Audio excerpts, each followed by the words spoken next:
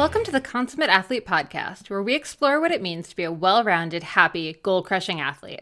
Every week, myself, sports journalist Molly Herford, and cycling coach and kinesiologist Peter Glassford interview experts and chat through all of your training questions. We're excited to have you along for the ride. Hello.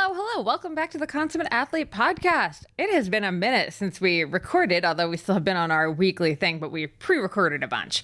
Either way, Peter, how is it going? It's going very well. Yeah, I mean, I think we took a couple weeks there. We had some great books and some great people on as interviews. We hadn't done interviews in a while, so hopefully everyone checked out and enjoyed Stevie Lynn Smith and Marley Blonsky on with Molly the last 2 weeks. So great feedback about that, and I am doing well. Thank you. I'm approaching the Christmas break, as are most of us. Molly, are you excited for Christmas?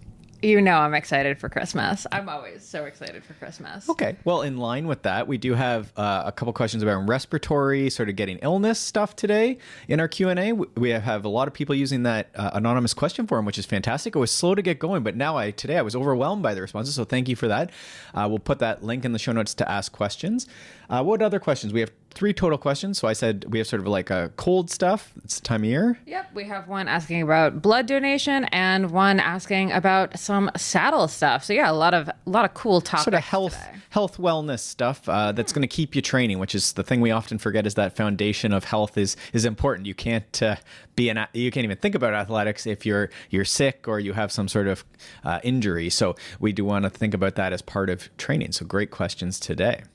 Yeah, for sure. I think I did a couple articles on the blog recently over at consummateathlete.com, and on the note of training, we are hitting the holiday time, and a couple weeks ago I did one on figuring out your minimum viable training options for this time of year. So whether we're talking about illness or we're talking about life stuff, like I was home, my mom had a surgery, so I had to be home for that. So that kind of threw off my training for a couple weeks there. Figuring out what the minimum version of your training is and doing it, because so this is actually like a really weird thing for me, but I didn't realize that I was kind of snooty about mileage. You probably could have told me that. Yeah. But I had a few days where I was home at my parents' house and I had time to run, but it would be like 30 minutes or like under 30 minutes. Right. And honestly, it took a lot to get me out the door to convince myself that I should just do the 30 minutes. And oh my gosh, it was like very eye-opening to me because I did not think I thought that way. Yeah, there's a few ways you could approach that, but definitely in these times, this could be because you have family illnesses, kids are doing busy stuff, it's the holidays, there's all these things. And so these are what you might call like a yellow or a red light phase. Red light phase is things are really going sideways. So hopefully you don't have a lot of red light, but some of us do have these periods in life. And what does that look like? That could be like disruption in family of any type. That could be illness, injury, separation, divorce. These types of things can go into a red light period where it's just there's not a lot of time and bandwidth to do that, right? And certainly most people can push. You can find hours in the day, but then we're giving up on sleep and these other things, or just taking care of the problem in that period so that it doesn't bleed into even more periods as well of life.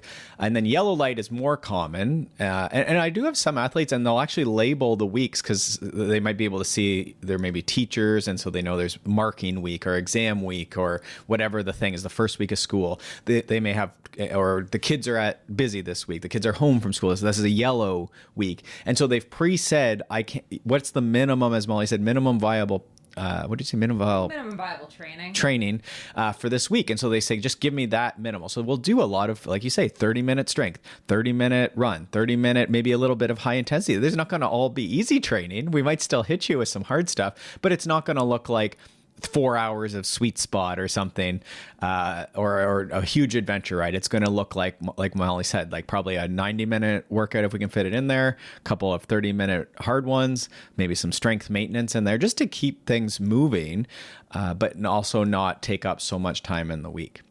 Yeah. So I just wanted to flag that because we are heading into that time of year. And on that note, let's hit this first question. So as we move into the season for flu and other respiratory diseases, any hacks, pun intended, thank you for the pun, I appreciate that, to share to ward off these bugs?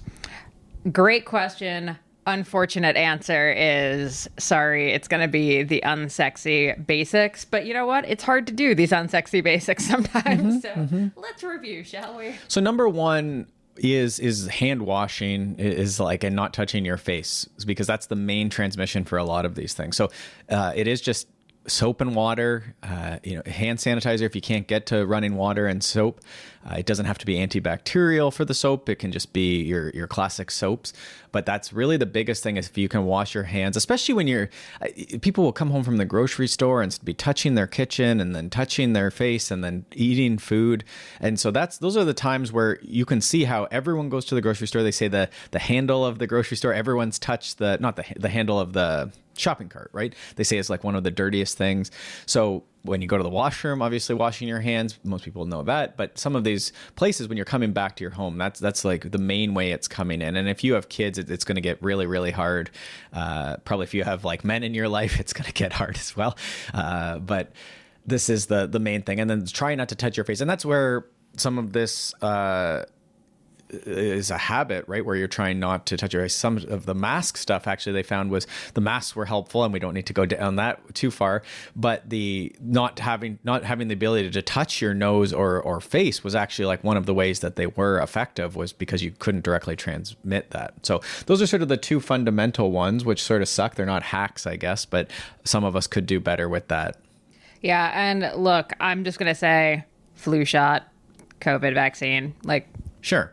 And that is the thing. Then they say that actually can help reduce the severity, right? And that was the main thing with all of them, is if we can decrease the amount of disruption, those would be things that certainly we could consider. Yeah. And luckily for us up in Canada, very easy to do. Basically every grocery store, you can get the flu and COVID vaccines. We did a couple weeks ago. Super simple. No, it's a little bit trickier down in the States in some areas these days, but do what you can. That's our recommendation. Otherwise, as far as like training and actual lifestyle stuff goes, sleep is definitely one of the big ones, and one of the ones that's most likely to get disrupted this time of year. Between just busy with the holidays, trying to get stuff done at work. You got to move the elf on the shelf if you have kids. I don't know.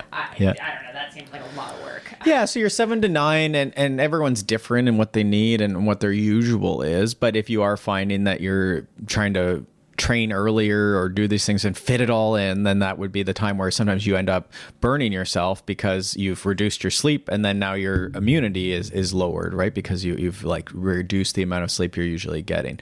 So that is a common one when I see people who just frequently seem to get ill, and sometimes it's changeable, sometimes it's not changeable because they have kids that are waking them up every hour on the hour, and this is again just one of these like yellow periods of life that we do the best we can, and we try and if we can change something, we change it. If not, then we don't stress on it for now. So that's sleep. And then we had a couple other ones there too. Well, your sort of basic nutrition here. So hydration, I actually think is pretty big, especially in the winter when it's you're less inclined to be sipping. So I'm a big fan of all of the herbal teas, not necessarily for any herbal properties, just because it makes me actually drink enough water throughout the day. And then all of your nutrition basics, which again, it's so generic and so simple to say, but making sure that every plate has your protein, your fat, your carbs, all of that jazz. And the vegetables, And your vegetables, which again, holiday season, it gets tricky to do that because we're confronted with lots of tasty treats, and maybe we're not eating quite as balanced as we normally would. So just making sure. I think Stevie and I talked about it on the podcast last week. Pre-gaming holiday parties with some protein and some hydration is always a good idea. For sure. And that's, you'll hear vitamin C talked about. And there is a bit of evidence for that if you are going to maybe supplement something like the vitamin C and zinc. But those are mixed, like maybe help, especially at the onset of the sickness. The primary thing is actually through our diet, we can get a lot of vitamin C. People know about oranges, but things like red peppers, most of the vegetables are going to have great nutrients in there that are these ones that are going to help ward it off. So again, sometimes we'll see that someone who's always getting sick is someone who's not big on vegetables and fruits. And at some point, I understand that not everyone can fit these in or likes them, but these are the things that perhaps are changeable in some way, and figuring out a way to get those vegetables into the diet, right? And we say vegetables a lot. This could certainly get into things like your berries and your fruits. There's nothing wrong with apples and oranges and these things. If those also aren't in there, those are easier to get in. I would certainly see, like, can I get an apple? Like I'll often have a mid-afternoon snack, and sometimes it's just an apple even, right? Which is maybe not a complete meal, but it gets me another fruit, vegetable, fiber containing thing into the diet. Yeah. So unfortunately, the sexy hacks, not really a thing. There's some limited evidence on like sauna and stuff like that, but I would rather say stick to the basics. And if you happen to have a sauna already, give yourself like a pat on the back for having one. But yeah, and it'd be interesting. I don't know, the mechanism. I think it's any of that stuff. I was arguing with a friend actually, and we both now have saunas because we're jumping on the trends, I guess. Because you're middle-aged white guys. Let's just put it out there. But as Molly knows, I like to agree, but also then like look at counter arguments. And so a lot of the sauna research strikes me. Wow, that was a really polite way of saying disagree vehemently and drive the person out of right. As long as someone's on the other side, I'm excited to take the other side. So with the sauna, I'm not sure when you're already exercising. So many of the benefits just strike me as this is like a side effect of exercise. So those who don't have saunas, I think by continuing to exercise, I think you're actually getting a bunch of this benefit. You're heating yourself up. You're maybe breathing, you're sweating. There's like a lot of the things are happening. And I think that's sometimes where the sauna, if someone was just cold all the time, they don't really exercise, they're not getting that benefit. So I think a lot of the people that are listening are going to do the exercise.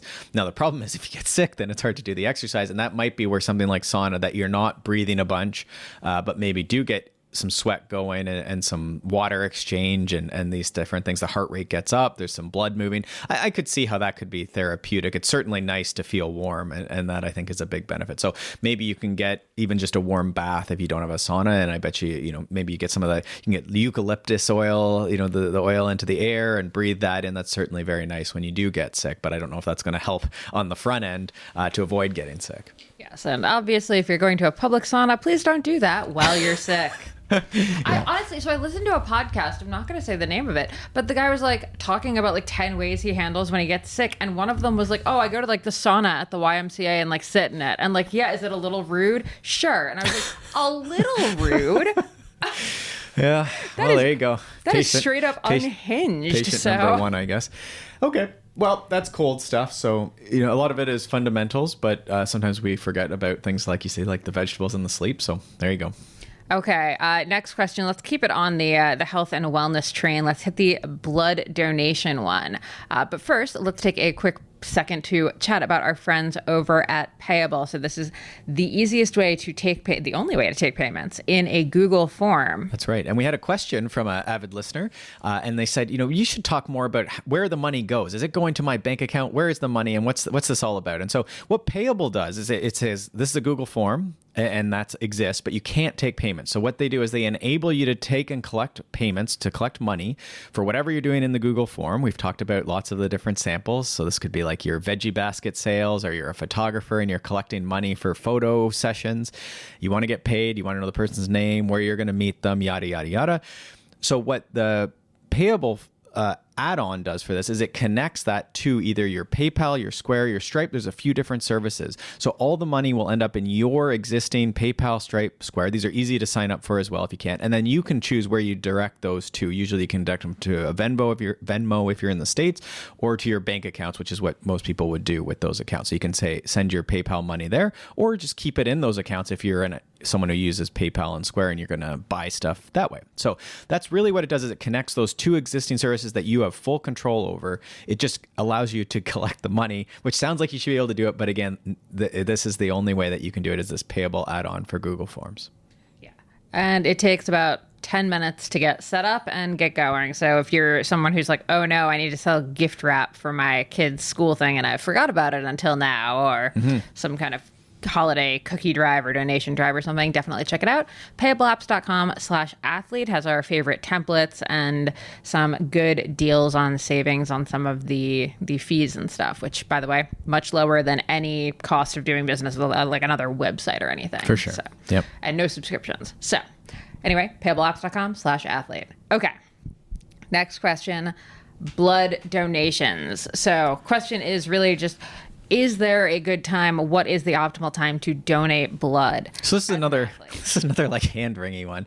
So blood donation is very important, and people should definitely do it, is like the idea. Now, the problem is that a lot of these these questions are complex, and there's like multi-layers. So it would be like, should you consume meat, or like, some of these questions where it's yes, but I understand that like some people might not because of the environment or ethical, and those are all completely valid things, but they're so complex to say, what's the best source of iron? Well, the best source of iron is probably like beef liver would be one of the top ones, right? But then you get into all sorts of messy issues. So to answer this question about blood donation, and this is for an athlete who maybe is concerned about performance, this is where it's tricky, because we need blood donation, and blood is very important. And probably all of us at some point will need some sort of like blood, right? Like I think, I don't know what the stats are. Maybe not probably, but someone we know has used blood. Let's leave it at that. But because blood donation is so important, because blood is so important, it turns out it's not super great for athletic performance to donate blood. For a lot of people. Now, some people, this would be usually men and men with this, like, what is that, hemochromatosis? Like, it actually is therapeutic. So those people should definitely be going to give blood regularly, and their doctor would tell them to do that. Anyone with high iron would maybe have been told this as well, unrelated to that. Just someone who's very, maybe eats a lot of red meat, and their body just naturally stores a lot of this iron. They would be good candidates to go regularly. And then for endurance athletes, then you'd have to go through sort of like, what is the goal of this year, and like, when is that happening? So and conversely, someone with low iron, not really a great candidate and they would probably not let you, right? Like, they do a bit of a screen for low iron before they let you give blood, and they'll turn you away. Like, I've had athletes, and then that's even how they found out that they had lower iron, because they hadn't been getting blood tests, and then the people said, well, you can't give blood, you're going to get knocked down too much. So sneaky way to get your blood tested. Yeah, and so when I've gone in the past, my family is very big at giving. We have a couple of I always forget what's the like universal donor. My brother is universal donor, and then my dad, I think, is like one of the more like needed ones, or like more popular ones, or whatever. So they go a fair bit. So I guess that offsets my donations. But I've gone a little bit in the past. And when I usually go is like sort of in the off season, when I'm a long ways away from big training or big goals. And so that would be like, the quick answer would be like, if you feel drawn to do this, that would be the time to do it. And then just some hesitation if you do have problems with iron, because it does knock down those like irons. It doesn't knock down iron stores, but like the red blood cells take a while to regenerate. And then in theory, you would see a drop in fitness, VO2, that type of thing, for a while afterwards. Yeah, so that actually does make this time of year pretty good for a lot of people, because you are doing a little bit less training because of the holidays. You maybe have a bit more of that off time, downtime. You probably, like most of us, don't have races around this time of year. So this is a good time. I believe like hospitals actually could really use blood donations around this time of year. There tend to be higher car accidents, all that jazz. And yeah, it could be. I guess a lot of like winter illness and that sort of stuff. That's probably a valid thought. Like, probably any time of year is good. But yeah, this would be the time of year that you would go. It's the season of giving and that sort of thing. And for most people, again, it rebounds. It's not that you're like never going to get back to that, but it is going to be like a couple months, they say, to like replenish everything. And how long you'll see an actual like difference in your performance. And for most people, I don't know, it probably isn't even that long.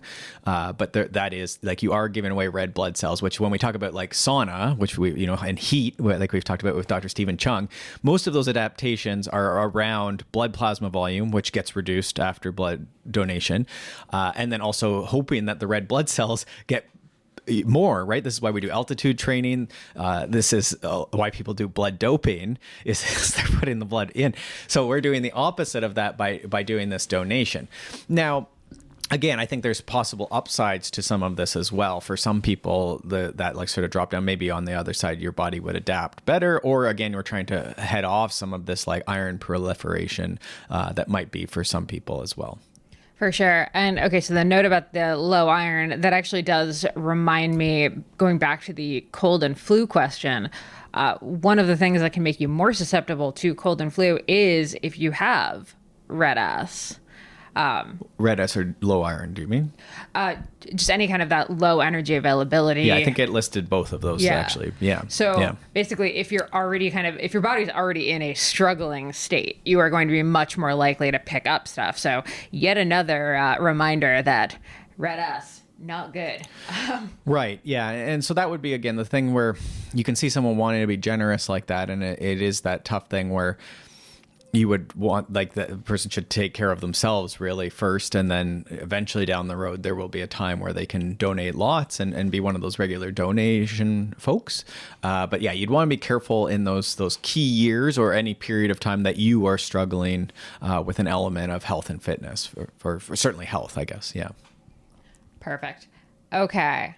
Next question. We're getting more into bike stuff. Don't worry, everybody. How do you know when your saddle is worn out and needs replacing, even if it doesn't look worn out? Okay, this is a fantastic question because saddles can look really good, much like a lot of shoes, a lot of sneakers. Especially road people, right? Like, I think that's the dilemma with road or now indoor people is they're just not usually falling over. If you fall over, it's often traumatic. So your whole thing's scrapped maybe. So yeah, I think you end up with these things that just look pristine for a long time. Yeah, but the fact is the foam in the saddle starts to, exactly like a sneaker, just starts to compress and not have that bounce back over time. So it might not look any different. It's not like you're going to have like sit bone indentations in it or anything. It's just not going to rebound the way it used to. And we're talking millimeters. We're not talking. I was like, how much padding is even in a performance saddle now? Yeah, not much, but there's still a little bit in there. But also everything else is also susceptible to aging and wear and tear that's not necessarily visible. Now, carbon fiber, it's going to take a really long time. Like, I'm not going to lie. I don't think that this is like every 500 miles you should replace your saddle. The thing that I see most often, because we have a large number of like off-road cyclocross people, is this like bending to one side where now you're sitting on something that's lopsided. And so that might not even be an issue for a while. But I think our overarching answer is if you're having any pains related to your saddle region or knee pain, hip pain, pains, back pain, then I would look at your saddle as like a primary place that either it's off to one side because you have, like me, you just came back from a trip and you installed your saddle and it was crooked and too high. And I was sitting on the trainer going, this is so uncomfortable. How did I just do a training camp with no problems? And now this is like, and then it's crooked and too high. Okay, we'll lay it down. So the same thing could happen if you've been doing cyclocross and maybe you had a really bad landing on the saddle and it bent. Now your saddle's lopsided. So you can't sit on something that half the saddle isn't supporting you in the right way. Now you're going to get pressure on one side, saddle sores, back pain, knee pain, hip pain. The body will adapt or try to, but sometimes the adaptation is going to have this pain soreness. So that would be a reason to replace your saddle. But it's not always apparent that that's the issue, right? Yeah, exactly.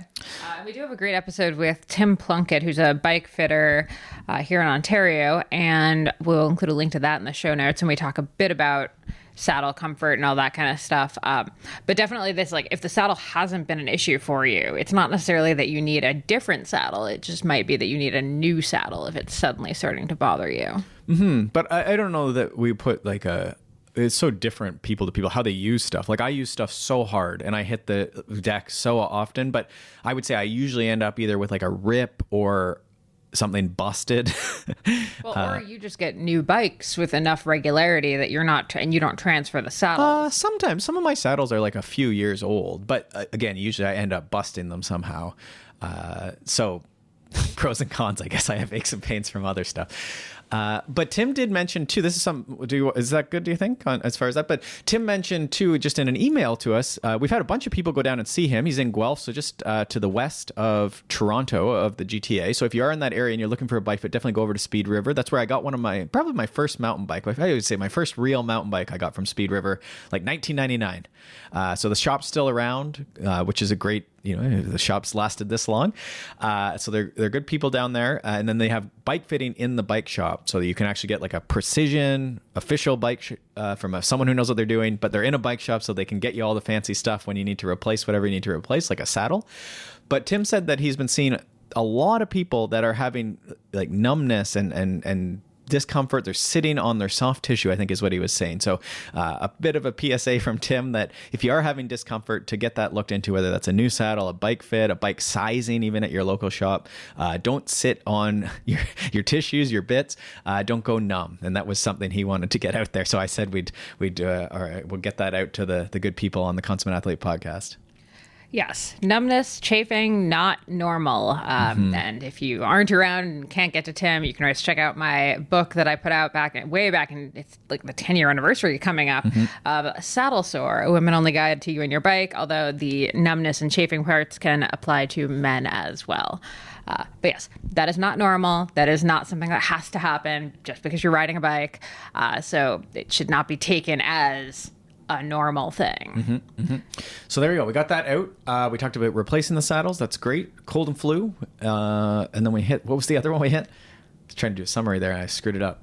Blood donation? That's the one. Yeah. Well, we have a few more minutes. Do you want to hit one more real quick? Oh, no, a bonus round. Okay. Bonus round. Okay, well, we did get, again, a lot of questions via that anonymous question form. So thank you to everyone who's doing that. That's like, so we always get excited when someone off the internet like fills out the form and sends us some sort of question. So please do that. It is anonymous, though, so it might just be one dude just submitting a lot of questions. Well, one guy whose name is also Peter, so he's also a bit of a joker, we'll say.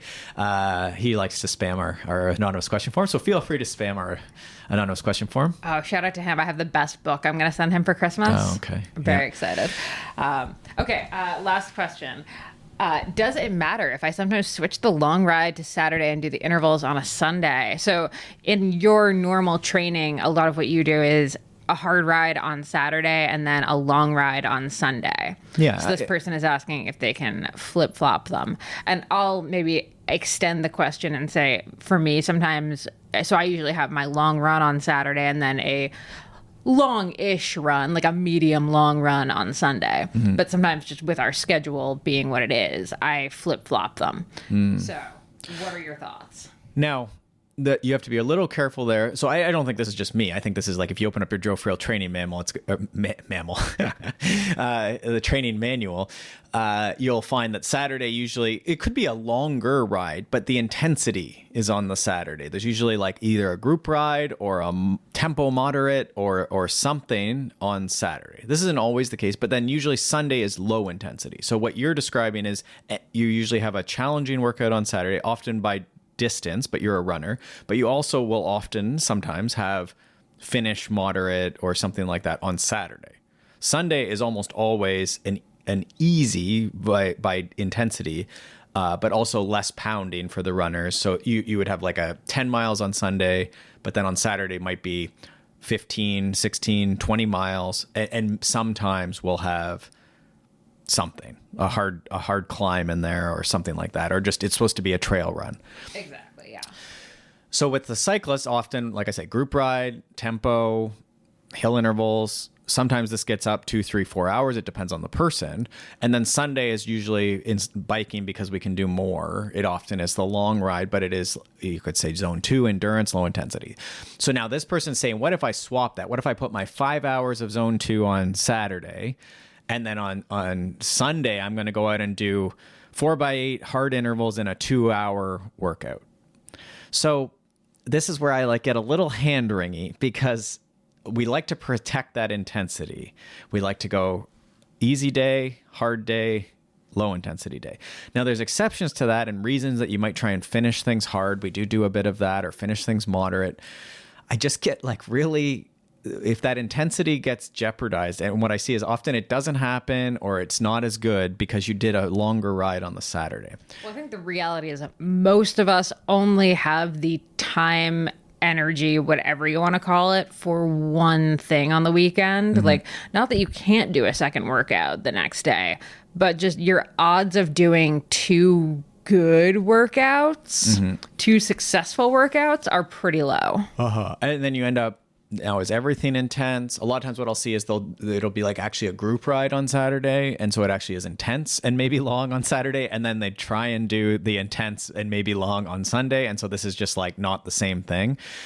So what I usually say is, as a one-off, it's a challenge. Just remember that those intervals have to happen. You're telling me that you're betting me that you can do that longer zone 2 fuel it really well, recover really well, sleep really well. And then on Sunday, you're going to do 4x8 and the 2-hour workout that was asked for, and you're going to do it. One off, that's okay. But like, you can't always be making these bets and challenges to yourself.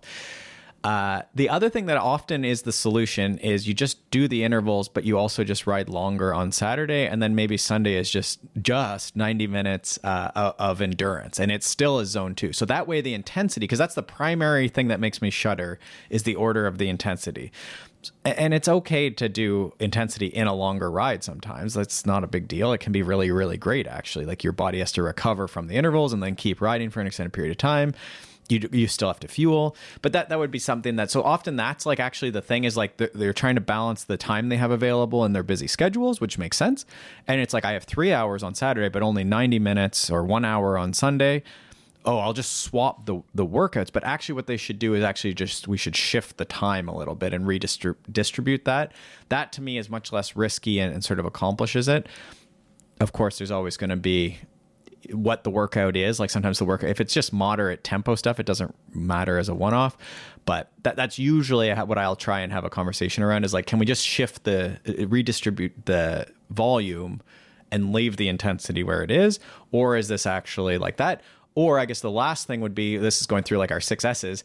Is it a group ride that you're trying to substitute on Saturday? In which case it should be a substitute. And then on Sunday, do the important endurance ride that you were supposed to do. And then on the group ride on Saturday, like go hard, like embrace the group ride dynamics. That would, because someone might make the mistake of saying, oh, this is my easy ride, but I'm going to do it with a group ride. And then they don't really do it, either of those things. They're not really doing the group ride. They're not really doing the endurance ride, right? It sort of misses the mark. So those would be sort of the 3 primary ways that you might solve for that. Yeah. I like it. The only other caveat I'll add is like, if this is happening to you every weekend, like if this is a question every weekend, I want to switch these, that actually is more of just an indicator that your whole schedule could get shifted. Great point. And, like moved around. Yeah. And for some people, I've actually said like, because it's not necessarily a group ride or whatever. It's like they only have, what would be the scenario here? So it'd be like, well, your kid is in swim and the other kid is in dance. And so Saturday's busy? Is that the situation here? Yeah, Would be or like winter with skiing for kids. Right? Yeah. So some people just will take Saturday off. And we'll just shift it, and because they can train Monday, so then we'll just do something else, right? Like that day just isn't a good day every week. I've had this a lot of times with Thursdays, where it's like sometimes you'll have like a Monday, Friday easier rest day, and then I'm like, why is every Thursday either getting shifted or getting missed? And it's like, oh well, we just that's the day. Like just take that day as the rest day. So sometimes it's just adapting that away from your Joe Friel training manual, where it's like there are other days in the week that you can do stuff. There's nothing beholding you to have to take Monday off. Yeah, I've said it a billion times on here, but I think the problem is we plan training around the idea that everyone works Monday to Friday, 9 to 5, and has Saturday, Sunday for their long efforts. And whether you have kids or other family or just other life stuff going on, like it's not always that simple. Like some of my best training I remember was the year you were racing a ton, so I actually shifted my long runs to be midweek instead, because I could shift my work around, but we were on the road so much on the weekends that it just didn't really make sense for me to be trying to do 20 miles on Saturday when I was at a race, but I could get in like 10. Yeah, I mean, you can go to garage sales if you take Sunday off. Ooh, yeah. Yeah, there's lots you can get done on a Sunday. So, yeah, I think that's where the customization can go to the next level. It's most people, like Mondays sort of need to be off because they do group rides and stuff on the weekend, like when you have lots of time. So that's that. But hopefully some ideas there and a nice bonus question to wrap off this Q&A. So again, thank you to everyone. And we'll be back next week, I think, with an interview again for next week, the next week or two, going through the holidays. Yeah, we have 2 excellent interviews to cap off the 2025 season. But yeah, keep those anonymous questions coming because we'll be back with more Q&As in the new year. All right, happy training, and we will see you here next week. Thanks so much for tuning in to the Consummate Athlete Podcast. If you want to hear more training, racing, and endurance sport advice, make sure you subscribe to the podcast and leave us a rating and review. You can also subscribe to our newsletter at consummateathlete.com for a weekly dose of inspiration and advice straight to your inbox.